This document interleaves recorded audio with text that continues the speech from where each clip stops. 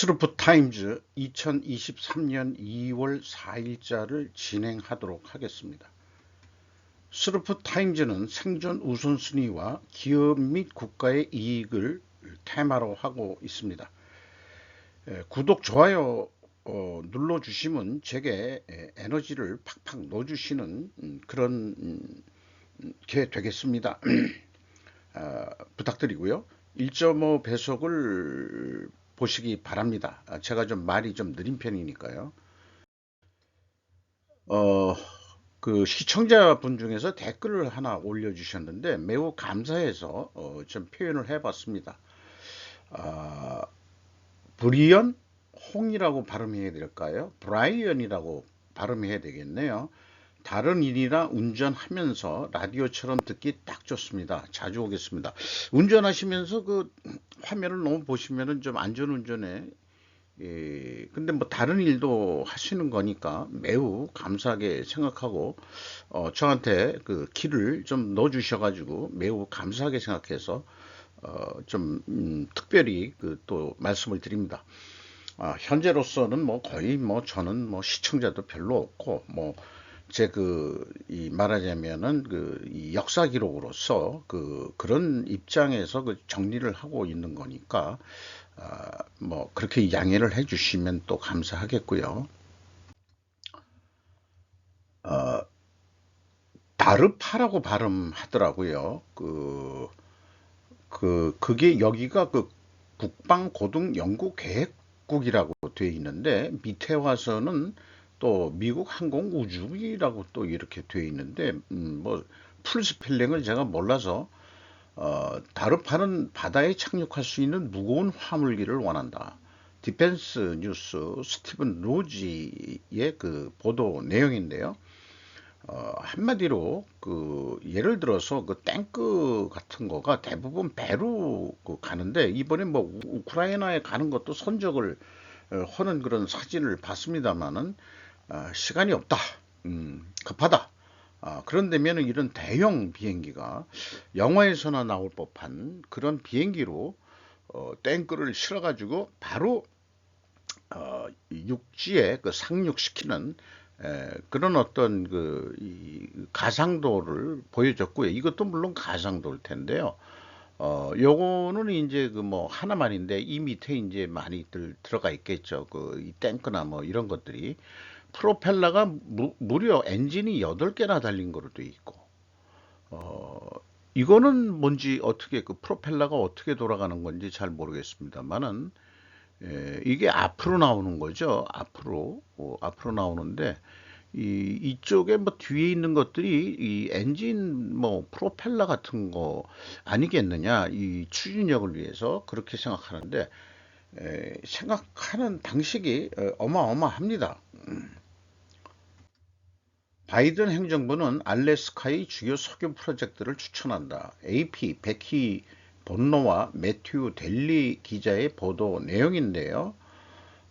주나우라는 알래스카 그 지역이 있는 모양입니다. 그 원주민들, 그 아메리칸 원주민들, 그 에스키모라고 할 수 있겠죠. 그 우리 동양 사람들하고 뭐 다 비슷한 거고, 그렇게 되는 지역이겠습니다만은, 어쨌든 석유 개발해도 좋다 하는 그런 그 바이든 행정부의 그런 의견이 나왔기 때문에 환경론자들은 탄소 폭탄이라고 비난하고 그리고 뭐 트럼프 대통령 때도 그런 거 관념 없이 그 뭐 환경 조약이나 뭐 이런 기후 협약 다 탈퇴하고 미국이 그랬었습니다만은 다시 이제 아메리카가 돌아왔다고 해서 바이든이 대통령이 되면서는 그런데 다 들어갔는데 결국은 누가 정권을 잡더라도 그 미국의 이익을 위해서는 알래스카에 가스전일 겁니다. 아마 가스전 프로젝트를 좀 하는 방향으로 나가는 것 같습니다. 여기 그 제목상으로는 코노코 필립스 알래스카 석유 프로젝트 축소 지원 이렇게 했는데 그 축소라는 말이 뭐 들어갔든 안 들어갔든 어쨌든 개발하는 거 용인했다 그런 얘기 아니겠어요? 이 광활한 그 알래스카 그 지역에 지금 그 시추 그런 어떤 설비가 좀 보이고 있습니다. 짤막한 뉴스들 성격으로서 기시다 총리 필리핀의 연간 2천억 엔 지원에 1조 엔 방위비 증세 한편 해외 선심 18조 엔 초과에 국민의 분노 비등 플래시라고 되어 있는데 미국이 그 필리핀하고 군사기지를 다시 사용하는 거로 그렇게 오스틴 국방장관이 가서 그런 뉴스가 나온과 동시에 일본에서는 연간 2천억 엔이면은 어마어마한 돈인데 이거를 말하자면 지원하겠다 이렇게 되는데 다 국민의 세금이니까 일본 국민들은 분동한다. 자관 이 일본은 미국의 그 행보에 보조를 맞춰서 열심히 따라가고 있습니다. 3년 만에 연금 증액도 물가 상승에 실질이 감소했다. 제가 느끼는 거하고 똑같죠. 일본 얘기지만은 부부로 월 4,889엔 증가도 커버할 수 없는 생활고. 그래서 여성 자신이라는 그런 잡지에서 이런 또 제목의 기사가 나왔네요. 올해 1월부터 국민연금이 제가 계산해 봤어요. 5.1% 정도 상승을 해서 줬는데 물가가 더 올랐죠. 좀 아껴 써야 될 것 같습니다. 중국 지난해 재정적자 1,600조 원 역대 최대 규모라고 이게 조선비즈가 인데 여기 그 부분만 좀 캡처를 했어요. 부동산 침체로 국유 토지 수입 등 감소했고 제로 코로나의 방역 비용 부담은 증가해서 뭐 그랬었다 하는데 이번에 뭐 코로나 봉쇄 조치를 풀었다 하더라도 대부분 뉴스들은 부동산의 몰락으로 아마 잃어버린 일본처럼 30년이 될 가능성이 많다. 이렇게 이제 얘기를 하고 있습니다. 뭐 서울신문만이 아니고 다른 데서 나왔지만은 2023년 우리나라 성장률은 1.5%에 그친다. 이렇게 되면은 인플레 뭐 이런 거 다 따진다면은 성장 뭐 안 하는 거나 마찬가지다. 이런 식으로 될지는 모르죠. 한국 경제인 연합회겠죠. IMF보다 낮은 전망치 내놔. 이렇게 되는데 또 이 다음 뒷면에 일본 측에서 발표한 IMF 이 세계 경제 전망 때 다시 한번 좀 말씀드리는 거로 해보겠습니다. 대우건설 7,200억 규모 나이지리아 카투나 정유시설 긴급보수 공사 수주. 공장 보수는 장치산업이라는 것은 보수를 잘 해야 또 생산이 잘 되는 거니까 이게 이 국유 정유 시설을 일본 기업이 만드는 거로 되어 있으면 일반적으로 유지보수 공사도 일본 기업한테 줘야 되는데 요거를 우리가 이제 치고 들어갔다 이렇게 얘기하기보다는 다른 건으로도 이 나이지리아한테 신뢰를 좀 얻었다. 그래서 수의계약이라는 게 어떤 경쟁 경적을 안 하고 적절한 가격을 서로 협의해가지고 발주하는 방식이죠. 이 수의계약이 좀 바람직합니다. 그 대신 수의계약을 얻어내려고 그러면은 신뢰가 말하자면 일반 민간 기업끼리 거래라 하더라도 갑을 간의 신뢰가 상당히 구축되어 있어야 되겠죠.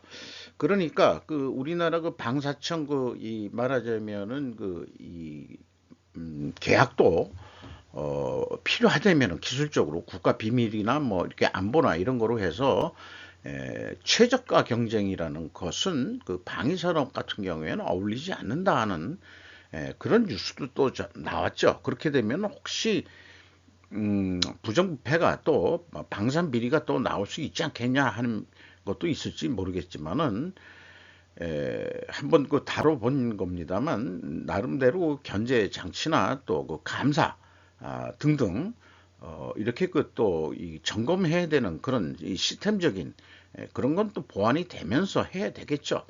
방위산업청이 어떤 예를 들어서 하나하고 무슨 거래를 한다. 현대하고 어디서 거래를 한다. 했을 때 아예 그 전문화를 찍어 가지고 수의 계약을 해서 전략적으로 그 국방부하고 같이 그 해외 방산 수출 이런 전략적 제휴가 돼야 된다 이렇게 생각을 합니다.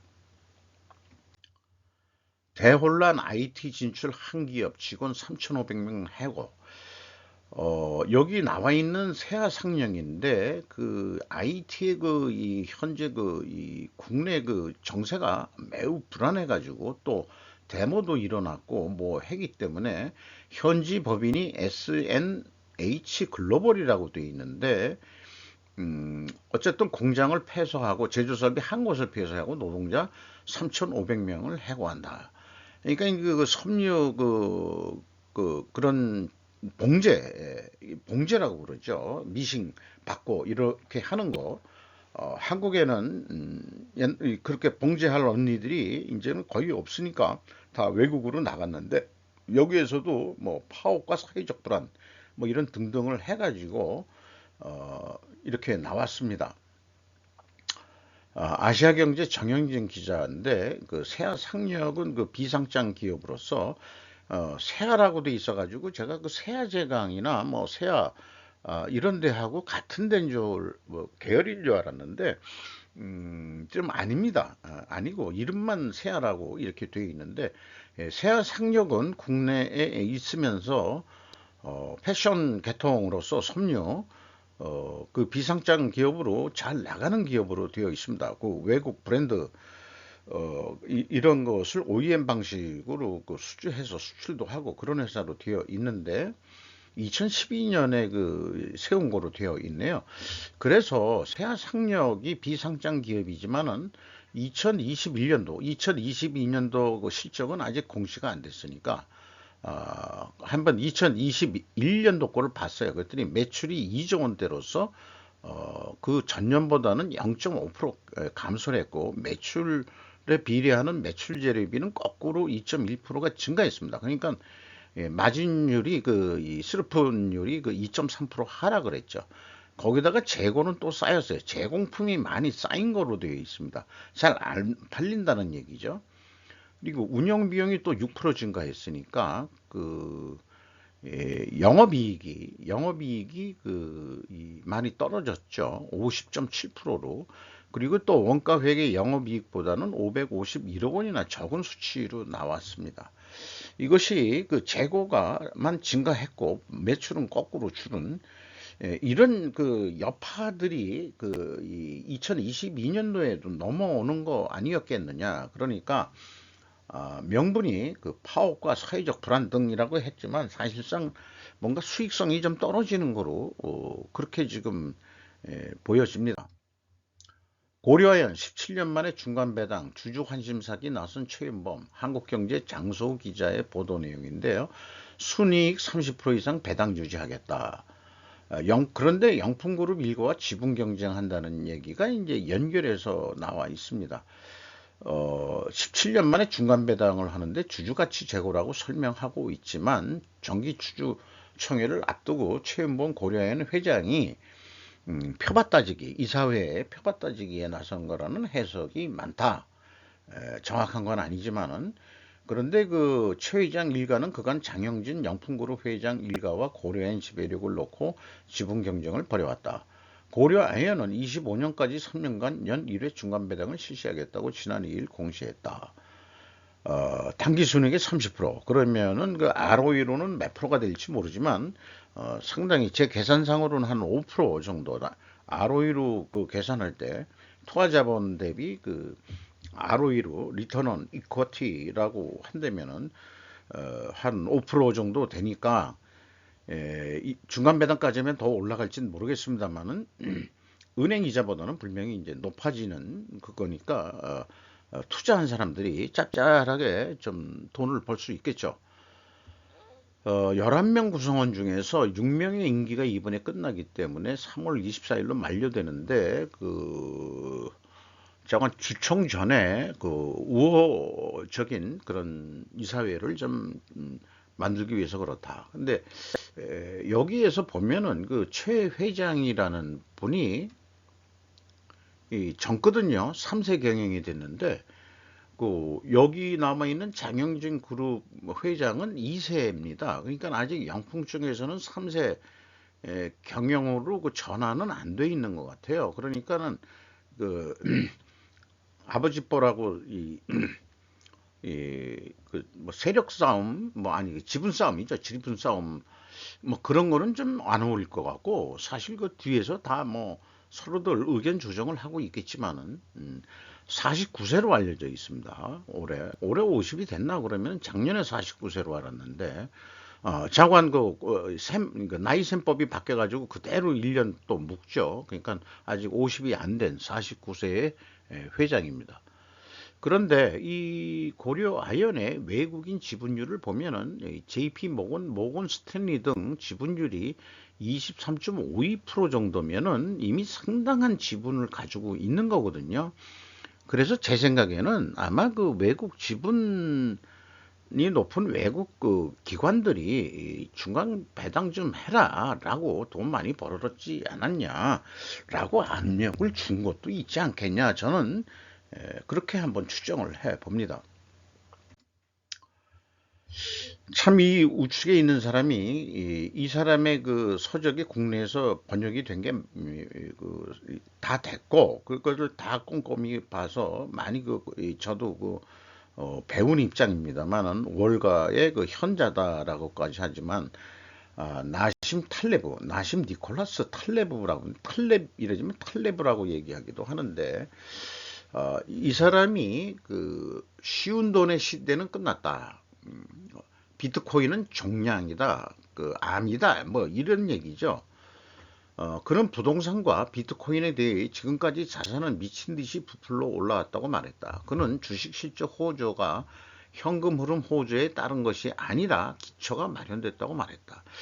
여기에 제가 영문은 사실은 안 봤습니다만 그 기초라는 게 그 개념이 그러니까 이 금융 개념의 용어들을 쓰는 거에 대해서 저는 솔직히 그 좀 뭐 문외한이기 때문에 확 그 개념이 와닿진 않습니다. 그러나 이제 이런 전문적인 용어를 쓰면서 그래서 주식시장 끝났다. 전성기는 끝났다.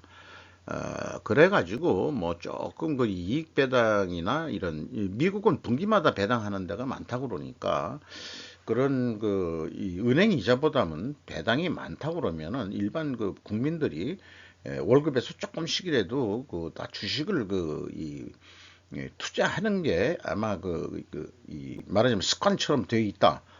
그런 얘기도 들었습니다. 탈레버는 주식시장과 개인 투자자를 현금 자동 입출기로 사용한 회사의 예로 트위터를 꼽았고, 이러한 투자자들은 왜 현금 흐름이 청구서 지불에 중요한지를 힘들게 배울 것이라고 말했다. 말을 이해. 한마디로 이 트위터가 그 주식시장의 어떤 그 기관들이나 개인 투자자들을 자기네들 현금 출납으로 돈을 쥐락펴락 쓸 수 있는 거로 활용했다 이런 것으로 이해는 합니다만은 이 트위터를 앨런 머스크가 2022년 10월 440억 달러에 인수를 했지만 그중 125억 달러가 부채에서 나왔다. 그러니까 자기 돈이 다 아니고 또 돈을 빌려 가지고 인수를 했다. 뭐 이런 얘기를 어떤 그 회의 때 하는데, 현재 헤지펀드 유니버스 인베스트먼트의 고문 역할을 하고 있는 모양이네요. 이 사람의 그 책은 충분히 읽어봐도 100% 이해는 안 되지만은 나름대로 좀 일반인들도 이 식견을 높이는 데는 도움이 되는 게 있었겠습니다. 그래서 블랙스완, 행운에 속지 마라. 그 다음에 이제 이 최근에 이 충격을 준 것은 스킨 인 더 게임. 또 뭐 하나 있는데 제가 좀 생각이 안 나네요. 북한 불만에도 한국 항공훈련 실시. 로이터 보도 내용인데요. 미국과 남한은 금요일 훈련으로 한반도 긴장이 고조되고 있다는 북한의 불만에도 불구하고 그들이 최신 전투기로 일주일 만에 두 번째 훈련을 서해에서 또 실시를 했다.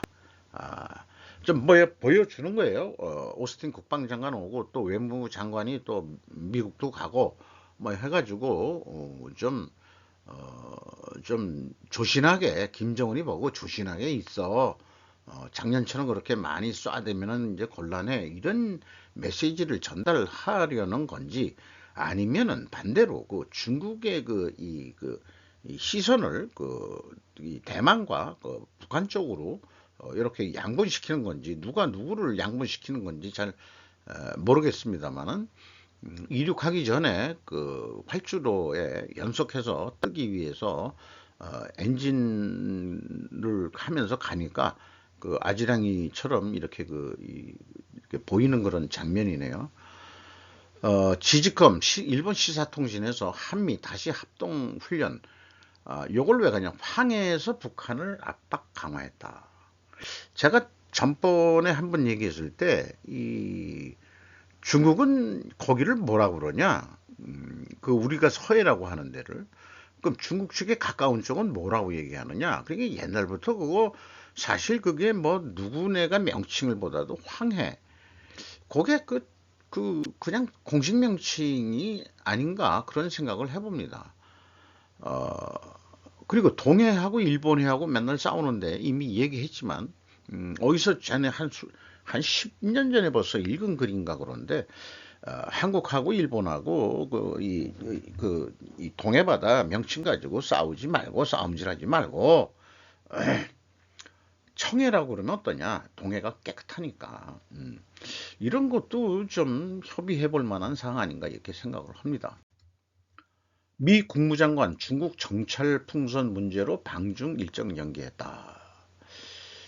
좀 가기가 껄쩍지근해진 모양이에요. 그러니까 중국이 과학연구 위한 민간용인데 유감을 표명했다. 그래도 미국에서는 얘네들이 거짓말하고 있네. 니들 첩보 위성 같은 거를 이 전근대적인 정찰기구라고 돼 있는데 서베일런스 발룬이라고 표현을 돼 있거든요. 그래서 뭐 유감이다. 중국에서 그렇게 얘기했다는데 참, 참 미중의 대립이 이제 그 뭐 전미 가경 쪽으로 슬슬 가고 있는 것 같아요. 뭘로 터져가지고, 제 생각에는 제 희망사항이긴 개인적인 희망사항이지만은 고르바초프가 뭐 노스트 뭐 무슨 선언을 하고서 소련 해체를 선언했듯이 그런 모양을 좀 보고 싶습니다. 중국이 여러 성들이 해체돼서 소수 민족들이 그 소련이 해체되듯이 중국 공산당이 해체됐으면 하는 희망사항이 있습니다. 제 생전에 그런 것을 볼 수 있을려는지 모르겠습니다만은 중국의 힘이 그렇게 약화돼야 남북한 통일도 뭔가 된 현재 상태로서는 힘의 바란스라든가 이런 거로 봤을 때는 좀 아무래도 어렵지 않지 않겠냐. 윤 대통령은 뭐 어느 날 갑자기 찾아온 통일이라고 그러지만 저는 어느 날 갑자기 찾아오지 않는다고 생각을 합니다.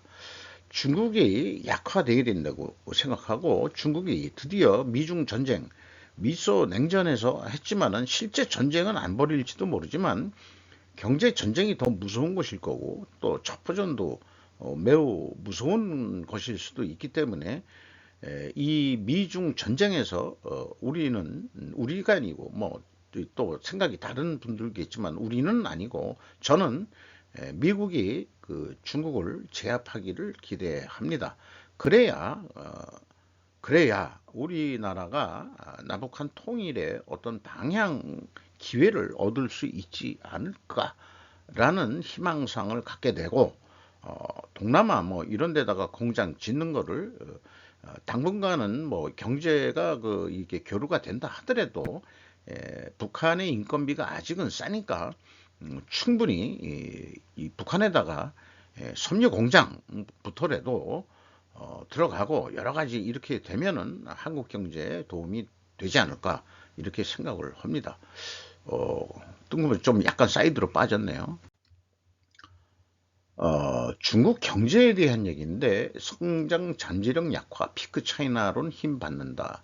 성유진 기자, 그 위키리 비즈 조선 비즈인데 요 내용을 그 중국에서 직간접적으로 부동산은 생산의 약 23%, 최종 수요의 약 26%를 차지한다며 부동산이 중국 경제의 큰 부분을 차지하고 있는 만큼 이 부분의 지속적인 침체는 일본의 잃어버린 수십 년과 비슷한 장기 침체를 가져올 수도 있다고 했다.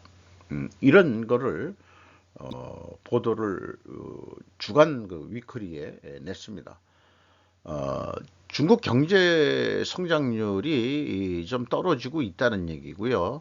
1995년 WTO 무역 협정으로 서비스 시장 개방에 따라 글로벌 금융 자본이 중국에 들어갔다는 점은 이런 뉴스에 좀 제외되고 있는데, 여기에 그 미국의 중국 제재 조치라고 2018년 그 무역 협정을 저거 했죠.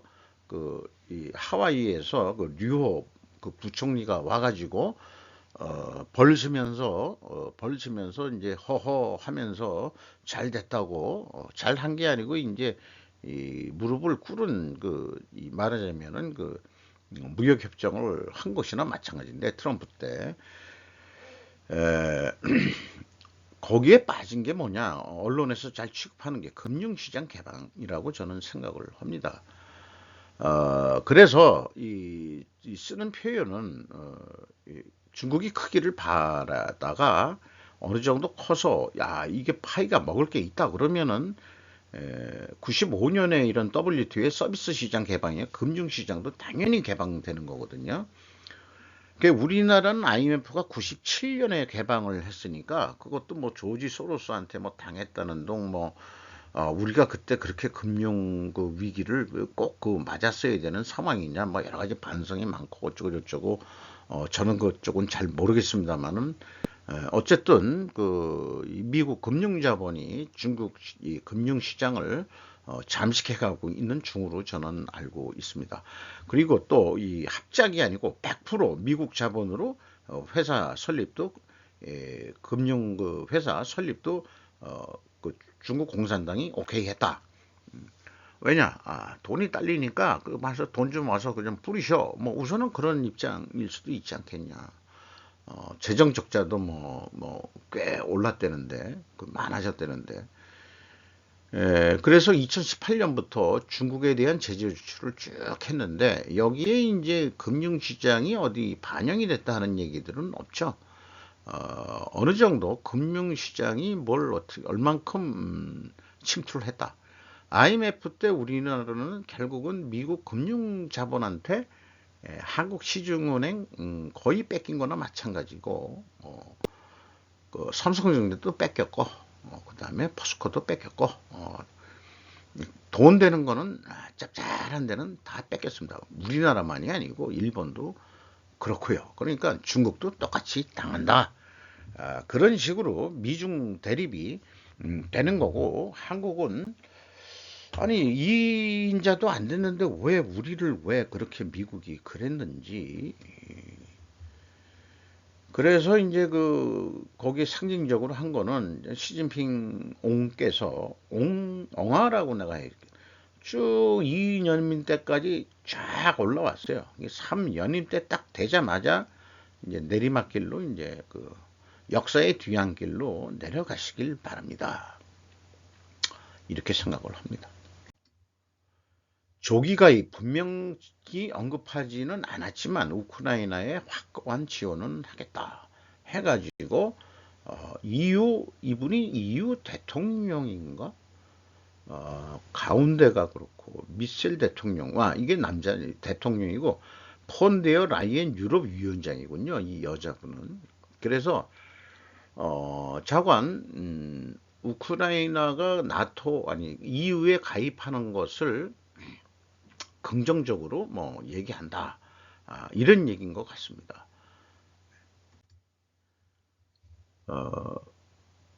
이게 사람 이름인데 브락 에게 백딜 타이펀 오즈버그 기자인데 디펜스 뉴스입니다. 터키는 알타이 탱크로 한국 변속기를 선택한다.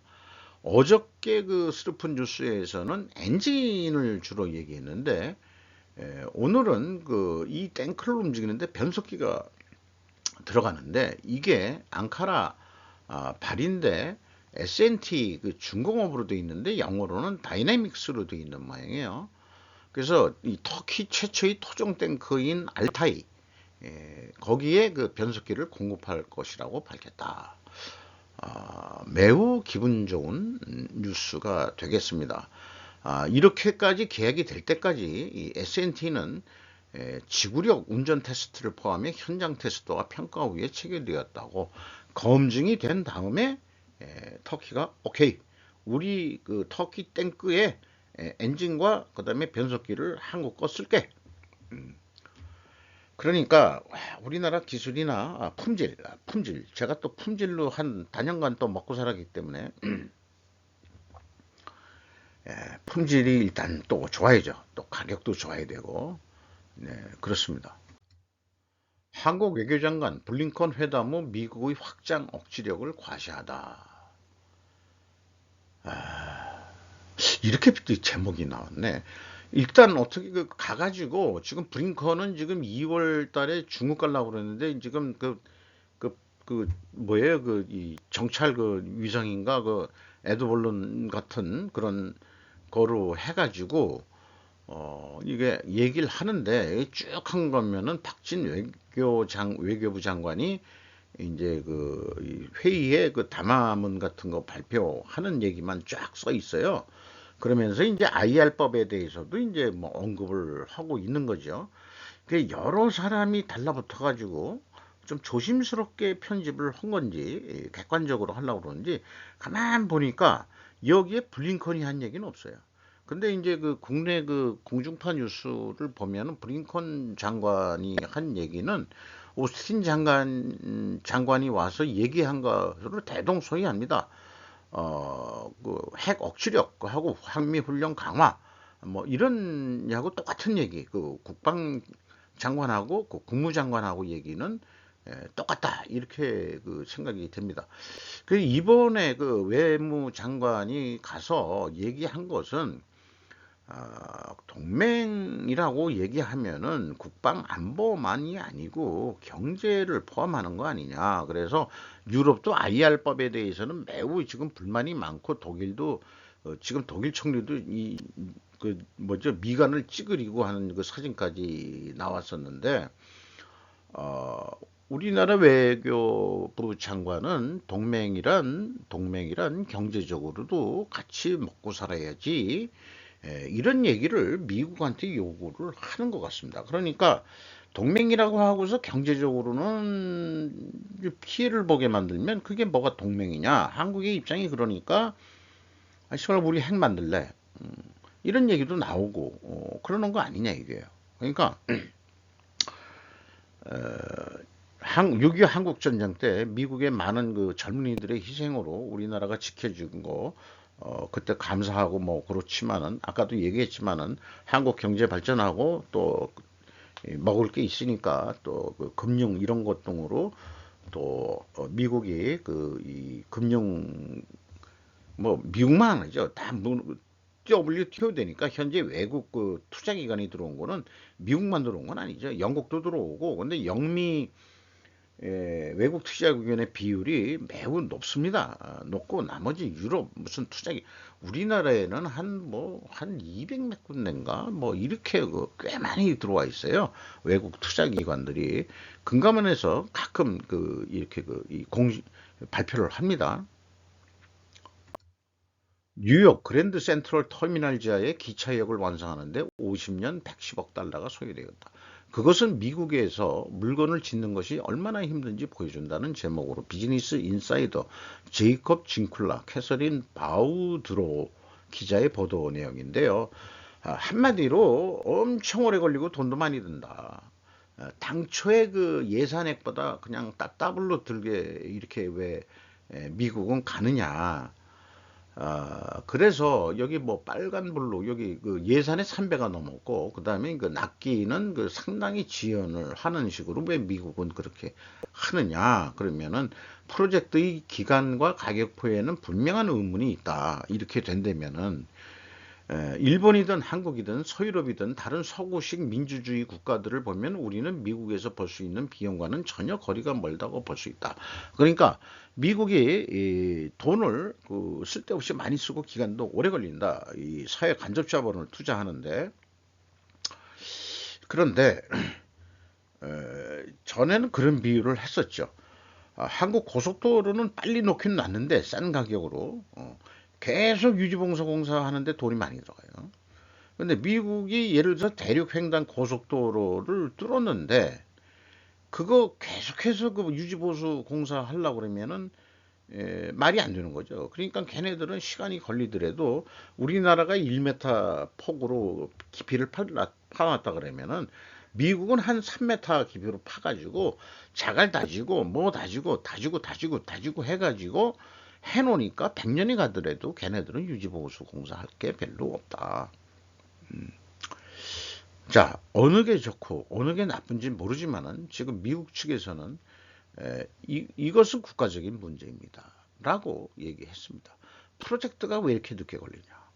그러니까 이런 사회간접적인 건설만이 아니고 뭐 탱크를 저기 우크라이나 보내는데도 한국은 그냥 4개월 만에 그냥 선적해서 딱 갔는데 미국 거 만약에 재고가 없는 상태에서 갔다 그러면은 1년 걸린다고 그러잖아요. 1년.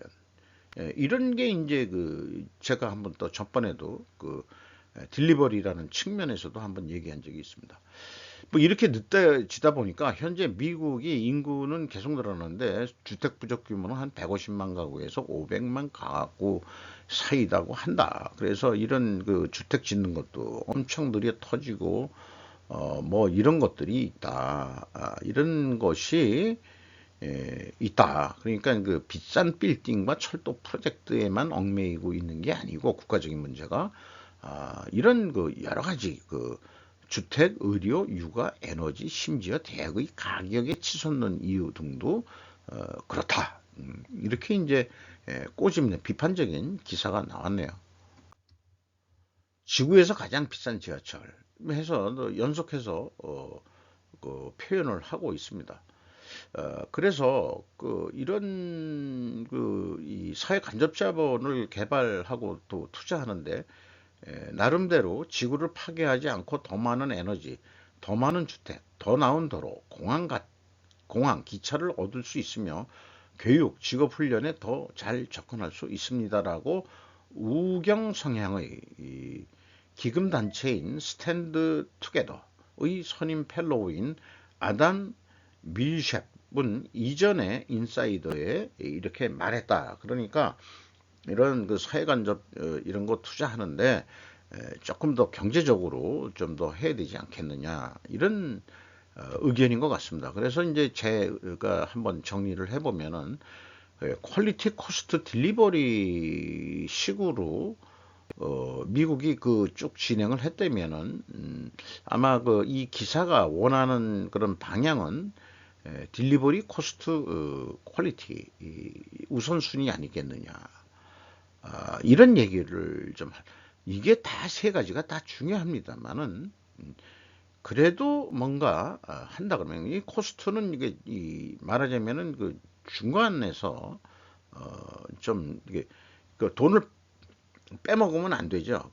말하자면은 이 부실공사가 돼서는 또 안 되는 거니까 코스트 매우 또 중요한 거고. 그래서 이런 걸 볼 때 미국에서 경영 방법이 들어왔습니다만은 일본에서 배워가지고 하는 게 있다고 그러는데 정작 미국은 그것을 채택을 못하고 있는 게 뭐냐. 크리티컬 체인 프로젝트 매니지멘트라는 이 프로젝트 진행 방법론이 있습니다. 이런 것들이 미국 내에서도 좀 돼야 되지 않겠냐 이렇게 생각을 합니다. 좀 새로운 혁신적인 거니까 아까 뭐 또 혁신 얘기도 나오고 하고 있습니다만은 이렇게 이게 참 높게도 참 잘 짓네요.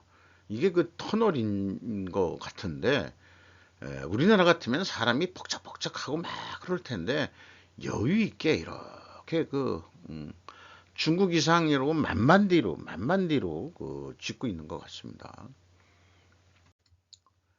내 몸은 부서지고 있었다. 이 75세의 노인은 아프고 과체중이었어요. 그리고 이제 그녀는 에너지가 넘치고 건강 인플루언서다.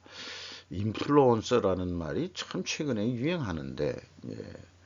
제가 유명하다 그런 뜻인 것 같은데, 인플루언서라는 게 영향을 미치는 뭐 이런 건데, 75세 할머니, 물론 이제 목주름 이런 거 있지만 과감하게 75세 할머니가 이렇게 이제 소대나시로 딱 그 몸매를 보여주고 계시네요. 근데 이런 질문을 좀 해보고 싶어요. 언니, 생활비는 어디서 나오시나요?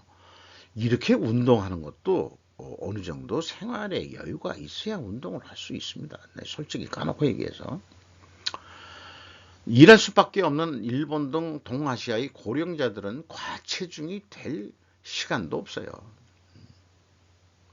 이런 말씀을 좀 드리고 싶어요. 왜 그런 말씀을 드리냐 그러면 일본 그 커리어라는 뉴스에 퇴직은 꿈의 또 꿈이다. 일본이 일할 수밖에 없는 일본의 고령자들의 엄격한 노후, 엄격하다 영어로 뭐였을까? 잘 모르겠는데 기초연금만으로는 살 수 없는, 기초연금에 대해서는, 국내 기초연금에 대해서는 제가 할 얘기가 많은 사람이에요. 근데 내가 오늘은 그냥 좀 넘어가죠. 한마디로 완전 이 관료 행정에 아주 이 식상을 합니다. 식상을 하고 그 정권이 뭐 누가 바뀌어도 이런 거 공무원 애들이 바뀔 리가 없죠.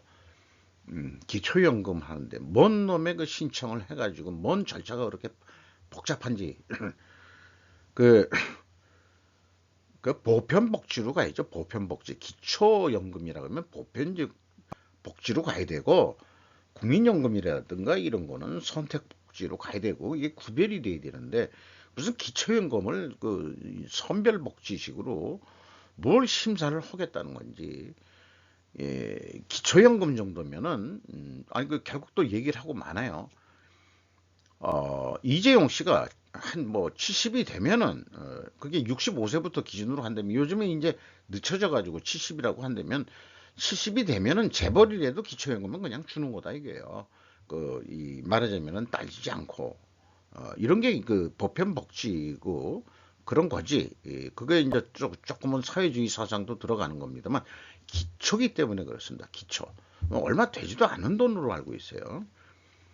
어쨌든 여기에 나와 있는 얘기는 73세가 돼가지고 매일 밤 1시 반에 기상하고 차로 1시간 만에 도쿄만에 면한 청과시장으로 가서 버섯, 생각, 고구마, 무 등을 차에 싣는 과정에서 일을 하고 또 7kg 정도 되는 상자도 든다. 73세 노인이.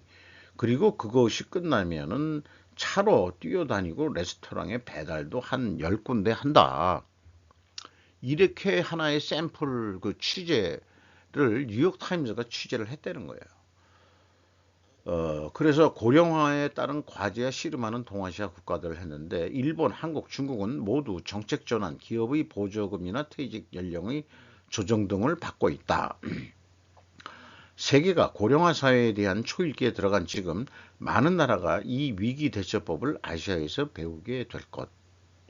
미국이 동아시아에서 대처하는 것을 배워가겠다는 얘기인지 예를 들어서 퇴직연금이라든가 국민연금 이런 것은 미국 같은 경우에는 기업 보조가 없고 다 자기 수입에서 자기가 100% 내는 거로 그렇게 되어 있는 모양이에요. 근데 우리나라는 이 연금 보험료를 15% 올린다고 그러지만 아무래도 반은 기업이 부담하는 거고 반이 근로자가 부담하는 거거든요. 그러다가 저도 퇴직해가지고 그걸 계속 불라 그러니까 아이고 그 금액이 엄청 많으니까 도저히 낼 자신이 없는 거죠. 그래서 한 뭐 또 좀 못 냈다가 나중에 좀 소득 신고가 좀 적게 하는 그러니까 이제 재산할 뭐 그런 게 아니고 그렇게 해가지고 조금씩 더 추가로 내서 했던 경험이 있습니다. 안 내진 않고 또 조기 환급도 안 받고 뭐 그 나이 될 때까지 끝까지 잘 버텨가지고 그렇게 낸 적이 있습니다만은 어쨌든 이 여기에서 이 기업의 보조금이라는 것은 국민연금 보험료의 반은 지금 몇 프로든 그 기업이 내주고 있다는 거니까 우리나라는 기업이 이 국민 노후연금에 대해서도 기여를 하고 있다. 이렇게 이제 그것을 인정을 하고 또 인식을 해야 될 필요가 있을 것 같습니다. 일본의 경기는 생각보다 좋아질지도 모른다. 뭐 이런 얘기가 있는데 이 코로나 횟수로 4년째로 간신히 당연한 생활에 왜 내각부는 1월에 기조 판단을 낮춘 것이냐.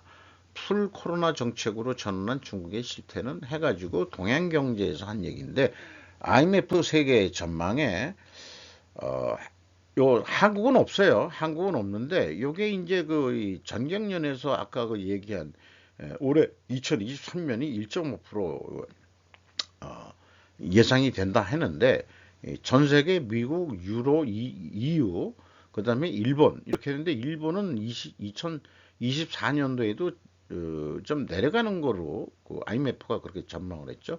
한국은 뭐 어떻게 나왔었는지 모르지만 IMF 쪽에서 그 데이터를 한번 하다가 그냥 아까 그 한 데이터가 있으니까 올해만 1.5%로 그 정경련이 예상한다고 IMF 쪽 자료는 제가 못 찾아봤고요. 중국이 이제 계속 내려가는 거로 올해 조금 올라갔다가 다시 3%로 떨어졌다가 다시 내려가는 거로 돼 있고 인도는 거의 뭐 이렇게 좀 굴곡이 하지만 높은 비율로 인도는 계속 경제 성장하는 것으로 이렇게 좀 되어 있습니다. 우리나라가 한 2% 이상은 돼야 될 텐데 선진국이 2%만 돼도 대단한 거라는데 근데 그 미국이 2021년도에 그게 그 코로나 시작된 이유도 그렇고 이렇게 높았었나요? 2023년에 1.4% 이렇게 되는데 우리나라가 그 중국, 인도는 그래도 4% 이상, 인도가 6% 이상, 인구가 많아서 그런 것도 이제 경제 활동이 그래서 그런지 모르지만은 이제 한국이 뭐 솔직히 일본보다 좀 높았으면 좋겠는데 2023년도에 우리는 일본보다 못할 것 같다는 거 그런 게 조금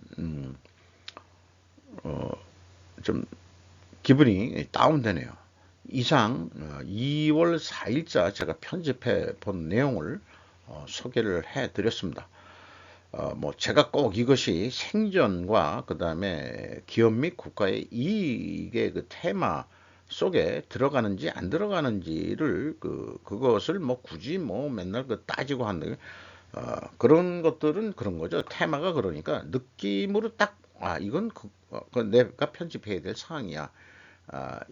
이렇게 해서 편집을 기사를 제가 취사 선택을 하게 되는 거죠. 근데 사실 생존에 관계 안 된 게 어디 있겠어요? 까놓고 얘기해서. 근데 이제 그동안에 이제 뭐 제가 스루프 분석을 하고 뭐 그럴 때도 그 수익성 창출 뭐 이런 얘기 하다가 2023년 아니 2022년도 그 하반기쯤에서 곰곰이 생각해 보니까 사실은 세상 돌아가는 게 이 생존을 우선순위로 해야 되지 않겠나. 어쨌든 하늘나라에서 데려가기 전까지는 그 주어진 생명은 열심히 살아가는데 목적이 있으니까 자기 스스로 목숨을 끊어서는 안 되는 것이고요. 열심히 그래도 생존하기 위해서 노력을 해야 된다. 이런 취지로서 스루프 타임즈를 계속 기록으로서 남기고 또 하고자 합니다. 마치도록 하겠습니다. 좀 길었는데요. 1.5 배속을 보셨기를 바랍니다. 그리고 필요하셨으면 아마 지혜로우신 분은 건너뛰기도 하셨을 거라고 믿습니다. 감사합니다.